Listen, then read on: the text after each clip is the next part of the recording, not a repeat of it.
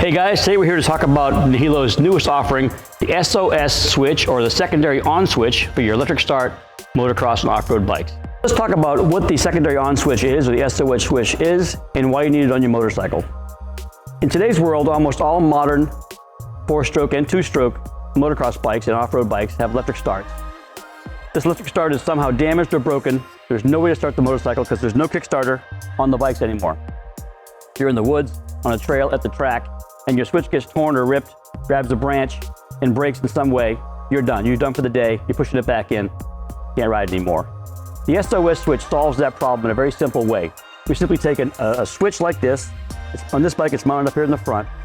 We wire it into the system in front of the old switch, and if this switch is damaged in any way, we have a secondary option to start the motorcycle.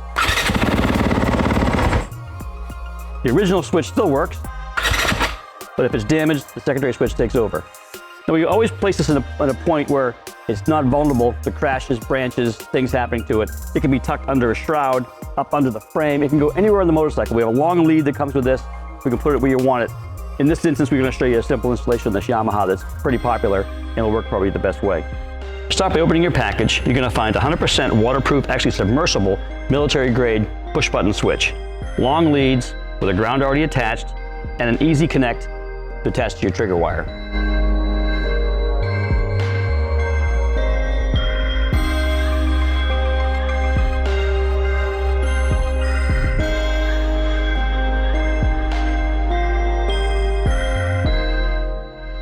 Let's take a closer look at some of the components of the SOS switch. We'll start with our switch itself, military grade, waterproof, submersible, 100% momentary on switch, attached to a piece of 3M heavy duty double face tape, the kind that does not pull off. Duraflex shielding on the first foot of the wire to protect it from rubs and scrubs against the bike and the motor.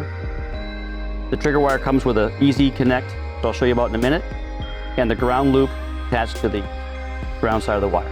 Now let's talk about the easy connector. We're going to use this to attach our switch to our trigger wire on the motorcycle, which we'll explain more later. This connector has been used throughout the industry for many, many years on motorcycles with great success. It consists of just basically 2 components. The side that attaches to your motorcycle wire is this side. There's a little slot in it, and this side will come into from the on switch. Now we'll take a wire. This is a sample harness, not the harness from this motorcycle, but a sample harness. Simply slide the little gray switch over the harness like this, and take the little pointy needle side of the connector and screw it together. Once it screws in, it pierces the wire, has a perfect electrical connection. The other side's from the on switch.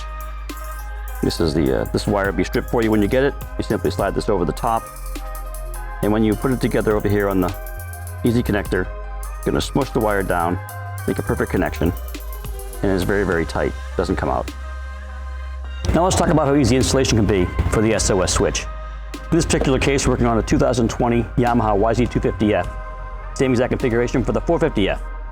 Now there'll be more locations for different bikes on the website. You scan the QR code and you'll find all that information on the site. But for now, I'm just trying to give you the basic concepts of how this thing works. There's 3 components: the ground, the trigger wire, and the switch itself. The ground attaches in this particular bike down here on the ground screw. It's already ground screwed down here. The trigger wire attaches to the trigger wire behind this wiring harness right here. And the switch itself mounts on the frame. We've mounted it on the frame. Of course, it can go anywhere on the motorcycle you want. Some guys want to put them under the frame, in behind shrouds, wherever you think is a good, safe place you can put it.